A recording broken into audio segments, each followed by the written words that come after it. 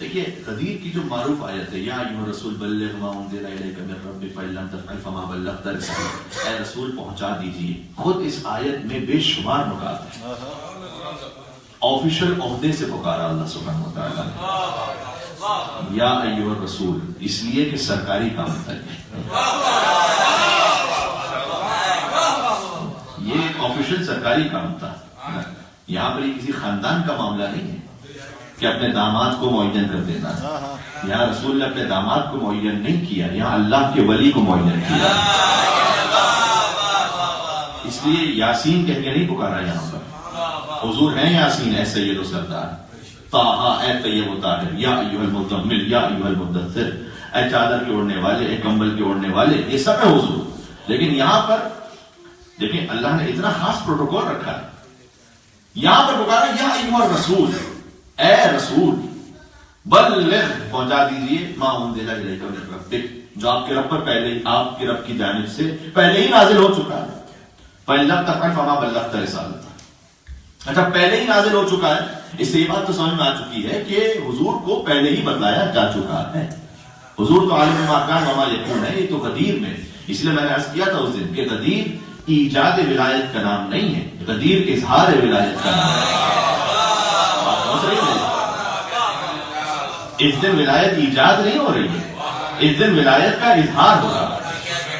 اور اس کی دلیل یہ جملہ ہے کہ بلغ ما انزل الیک من ربک، آپ پہنچا دیجئے جو پہلے ہی نازل ہو چکا ہے. مجھے یاد پڑتا ہے کہ لاسٹ ایئر 1 سال ہو گیا اسے اس بات کو تفصیل سے پیش کیا تھا، لہٰذا اسے دہراؤں گا نہیں، لیکن آپ کے ذہن میں ریکال ہو جائے اور بات سامعین ہو سکتا ہے نئے بھی موجود ہو. سورہ والنجم کی ابتدائی 10 آیتیں. بسم اللہ الرحمن الرحیم. والنجم اذا هوى ما ضل صاحبكم وما غوى وما ينطق عن الهوى ان هو الا وحي يوحى علمه شديد القوى ذو مرة فاستوى وهو بالافق الاعلى ثم دنا فتدلى فكان قاب قوسين او ادنى فاوحى الى عبده ما اوحى. عجیب آیت ہے. والنجم اذا هوى، ستارے کی قسم جب وہ ٹوٹا. ما ضل صاحبكم وما غوى، جب اے رسول آپ نہ کبھی گمراہ ہوئے نہ کبھی آپ کے ذہن سے کوئی بات نکلی، یعنی آپ نہ کبھی بھولے نہ کبھی گمراہ ہوئے. ما ضل صاحبكم وما غوى وما ينطق عن الهوى، آپ تو اپنی خواہشات نفس سے بات ہی نہیں کرتے. ان هو الا وحی یوحى، یہ جو بھی ہوتا ہے اللہ کی جانب سے وحی ہوتی ہے.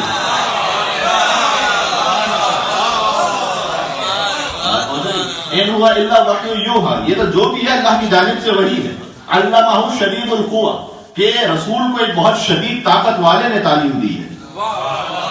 اللہ نے اپنے آپ کے لیے کہا علمہ شدید القوى، جو بہت شدید طاقت والا ہے اس نے یہ وحی تعلیم دی ہے. وهو بالافق الاعلى، جبکہ آپ اعلیٰ ترین افق پر موجود تھے. دنا ثم دنا فتدلى، اس کے بعد آپ قریب ہوئے اور جھکے. وكان قاب قوسين او ادنى، اور اتنے جھکے کہ 2 کمان اور اس سے کم کا فاصلہ رہ گیا. یہ 9 آیتیں ہو گئی. فاوحى، فاوحى، فا ہے یہاں پر، فا بلا تفریق بلا فصل.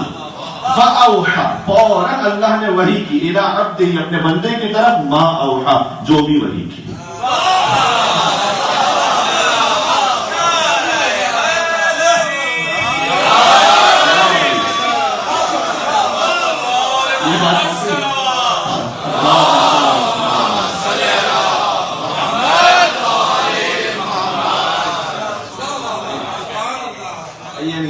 بات ہو گئی کہ آپ نے کہا کسی کو کہ میں ایک جگہ کھانے پر گیا تھا تو بہت بہترین انتظام تھا اور بہت ہی اچھا کھانا تھا اور 4 طرح کی ڈشز موجود تھیں اور کھاتے کھاتے دل یعنی پیٹ بھر گیا، دل نہیں بھرا.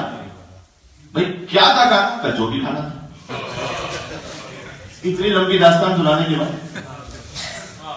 یعنی ستارے کی قسم جب وہ ٹوٹا اور اللہ نے اپنے حبیب کو اس وقت بلایا اور یہ تو بات ہی نہیں کرتا جب تک کہ وحی الہی نازل نہ ہو جائے، اور اللہ نے اپنے حبیب کو اتنا قریب کر دیا اور حبیب جھکے اور اتنا جھکے کہ 2 کمان اور اس سے کم کا فاصلہ رہ گیا. فاوحى، اس نے وحی کی. الی عبدہ، اپنے بندے کی طرف. کیا وحی کی؟ ما اوحى، جو بھی وحی کی.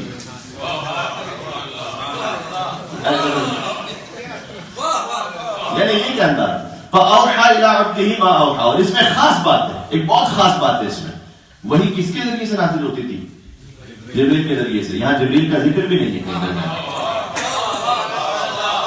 فاوحا اللہ نے وحی کی الی عبدہ اپنے بندے کی طرف ما اوحا جو بھی وحی کی.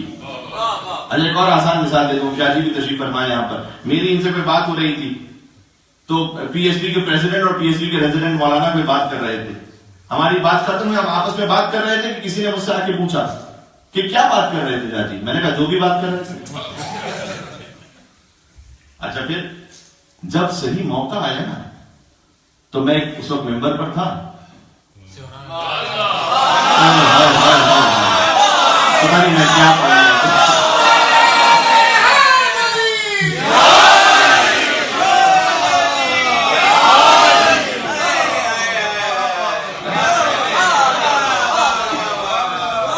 بات پہنچ رہی ہے. میں نے کہا اس وقت وہ موقع آ گیا اور میں تھا ممبر پر, تو میں نے کہا کہ وہ جو بات کہی تھی نا اسے میں پہنچا رہا ہوں, یا انہوں نے مجھ سے ریکویسٹ کر دی کہ آپ وہ پہنچا دیجئے جو آپ کو بتایا گیا تھا.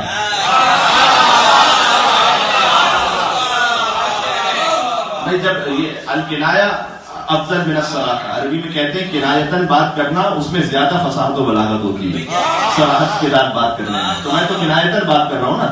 تو فَأَوْحَى إِلَىٰ عَبْدِهِ مَا أَوْحَى, ایک خاص وحی تھی جو اللہ نے اپنے بندے کی طرف کی تھی اور بتلانے کی اس وقت ضرورت محسوس نہیں کی تھی.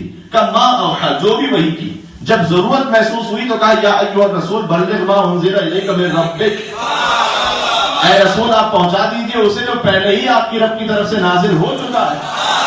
فَإِن لَمْ تَفْعَلْ فَمَا بَلَّغْتَ رِسَالَتَهُ, اگر یہ نہ پہنچایا تو رسالت کا کوئی کام ہی انجام نہ دیا. نہیں, اب جو یہاں میرے ساتھ جشن کو منانے آئے ہیں اس جملے کو سنیں, اے رسول تیرے اے پاک پروردگار تیرے حبیب نے کیا ایسی بات تھی جو اب تک نہیں پہنچائی ہے, جو تو نے یہ جملہ کہہ دیا ساتھ میں.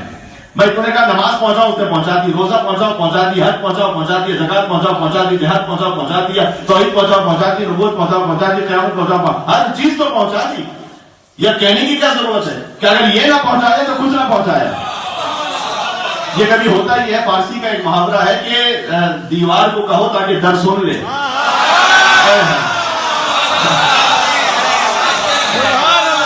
یہ کہا اپنے حبیب کو کہ اگر یہ نہ پہنچایا تو کچھ نہ پہنچایا. مسلمانوں کو سمجھا رہا تھا اللہ کہ میں اپنے حبیب سے کہہ رہا ہوں یہ نہ پہنچایا کچھ نہ پہنچایا, تم سمجھ لو, اسے نہ ماننا.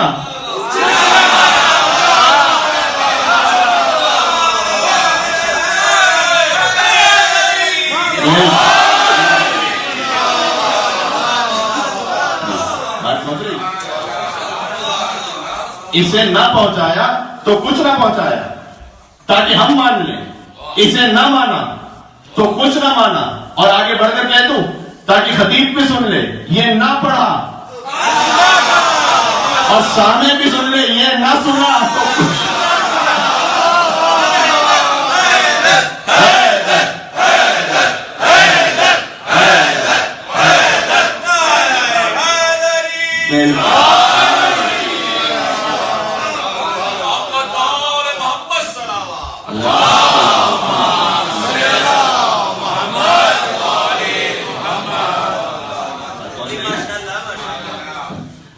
اچھا آج یقین فرمائیے ذاتی طور پر میں بہت زیادہ خوش ہوں. کیوں؟ اس لیے کہ وقت پر تقریر شروع ہو گئی ہے.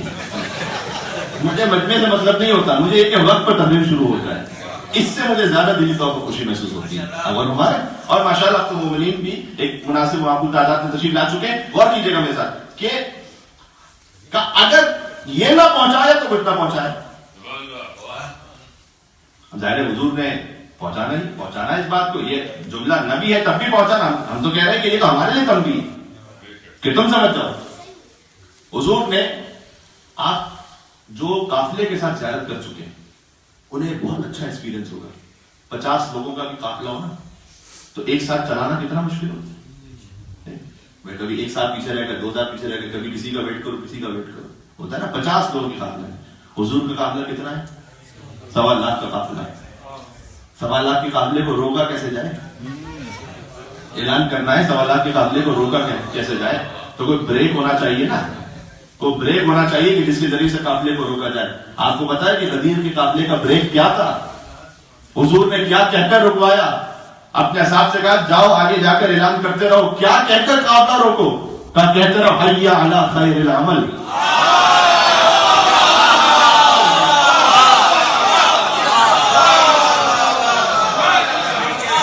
ایک مل کے صلوات بھیجے محمد و آل محمد.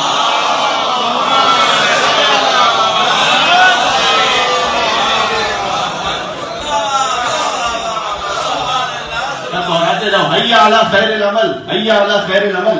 اور اسی دن سے یہ جملہ اذان میں شامل کیا گیا ہے. اسی دن سے یہ جملہ اذان میں شامل کیا گیا ہے. کیوں؟ تاکہ جب مؤذن گلدستہ اذان پر اذان دے رہا ہو تو اللہ اکبر اللہ اکبر، اس کے بعد کہ اشہد ان لا الہ الا اللہ، اس کے بعد کہ اشہد ان محمد رسول اللہ، چاہے نہ بھی کہے اشہد ان علی ولی اللہ، حی علی خیر العمل پر پہنچے تو علی کی ولایت تو کم از کم یاد آ جائے.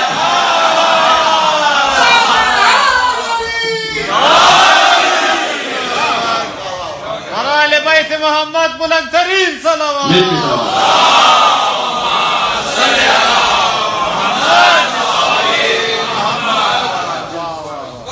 ٹھیک ہے. اس کے بعد حضور نے ایک خطبہ دیا. حضور کے طویل ترین خطبوں میں سے 3 گھنٹے کا خطبہ، شدید گرمی میں. اب کچھ گرمی سے جل رہے تھے.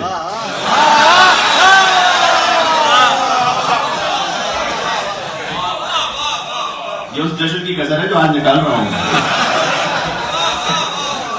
تو کچھ گرمی سے جل رہے تھے، کچھ فضائل علی سن کر کباب ہو رہے تھے. اور جا کر خطبہ غدیر دیکھ لیجئے گا، مجھ پر یقین نہ کیجئے، جا خود دیکھ لیجئے گا. حضور نے خدا کی حمد و ثنا بھی بیان کی، اپنی نبوت کا بھی دوبارہ اعادہ فرمایا، اسے تکرار کیا، اور علی کے فضائل بیان کیے. اور علی کے فضائل میں 110 جملے ارشاد فرمائے جو ادب کو سمجھ لیتے ہیں.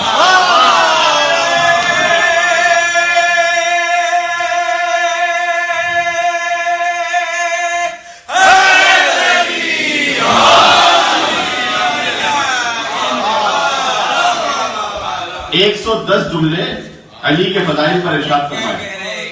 اچھا، جن میں سے کچھ میں اس جشن میں آپ کو سنا چکا تھا. حضور نے ان فضائل کو دہرایا بھی جو گزر چکے تھے. ٹھیک ہے. اچھا، یہ کمال کی بات ہے. حضور نے جو فضائل بیان کیے ہیں، کبھی بھی فقط غدیر کی بات نہیں کر رہا میں تو بات کر رہا ہوں دعوت ذوالعشیرہ سے اشیر سے لے کر غدیر تک. سب جتنے فضائل حضور نے علی کے بیان کیے. کاش میری بات پہنچ جائے. اگر یہ والی بات میری پہنچ گئی نا اشاروں میں، تو میں ذاتی طور پر بہت خوش اور مطمئن ہو جاؤں گا. حضور نے کسی ایک فضیلت کے لیے بھی، علی کی کسی ایک فضیلت کو بھی اگر کہہ کر بیان نہیں کیا.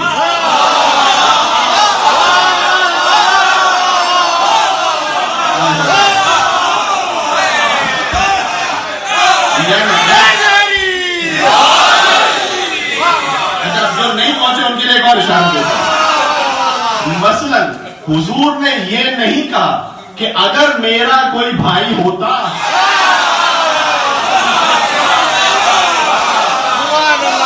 تو علی ہوتا. یہ نہیں کہا حضور نے. فرمایا علی میرا بھائی ہے. یہ نہیں فرمایا کہ اگر کوئی مومنوں کا امیر ہوتا تو علی ہوتا. نہ اب تو پہنچ گئے. اچھا، ایک مل کے سلوات بھیجے تاکہ میرے دل کو تسلی ہو.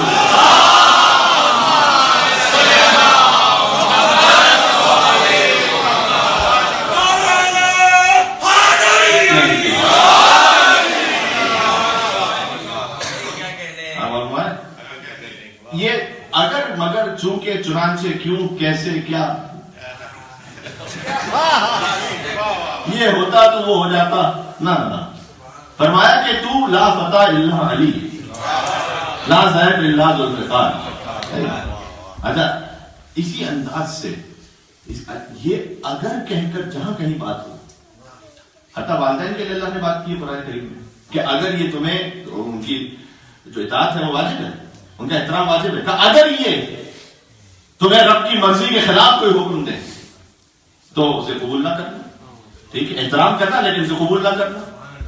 جہاں غور کیجیے گا، یہ موصول آپ کے سامنے عرض کر رہا ہوں، جہاں کہیں اگر کے ساتھ کوئی فضیلت بیان ہو، اس کا مطلب یہ ہے کہ یہ غیر معصوم ہے.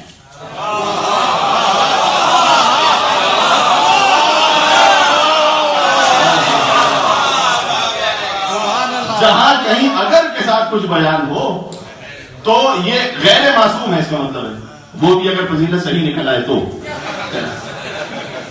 تب جا کر بھی غیر معصوم ہے۔ جہاں مطلق بیان ہو،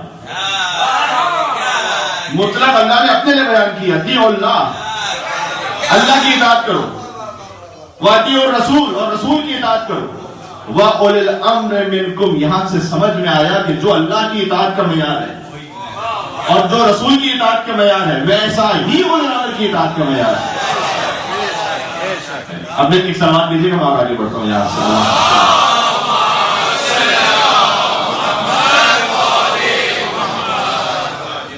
تو حضور قدم قدم پہ جو بیان کرتے ہیں اس میں کوئی اگر مگر چونکہ چنانچہ نہیں تھا، ٹھیک ہے۔ مشہور شعر ہے لیکن میں دہرا دیتا ہوں اسے کہ مسجد پہ بھی علی ہے تو ممبر پہ بھی علی، اور کعبہ گواہ ہے دوش پیغمبر پہ بھی علی، ہجرت کی شب رسول کے بستر پہ بھی علی، ہجرت کی شب رسول کے بستر پہ بھی علی، ہر جا علی ملیں گے، نہ دامن بچائیے، بچنا علی سے ہے تو جہنم میں جائیے۔ یہی ایک امکان ہے۔ اچھا ہوا یہ کہ مولا کائنات کی ولایت کا وہاں پر میں نے عرض کیا ایجاد نہیں کی، اس کا اظہار فرمایا۔ برحمتك يا أرحم الراحمين وصلى الله على محمد وآله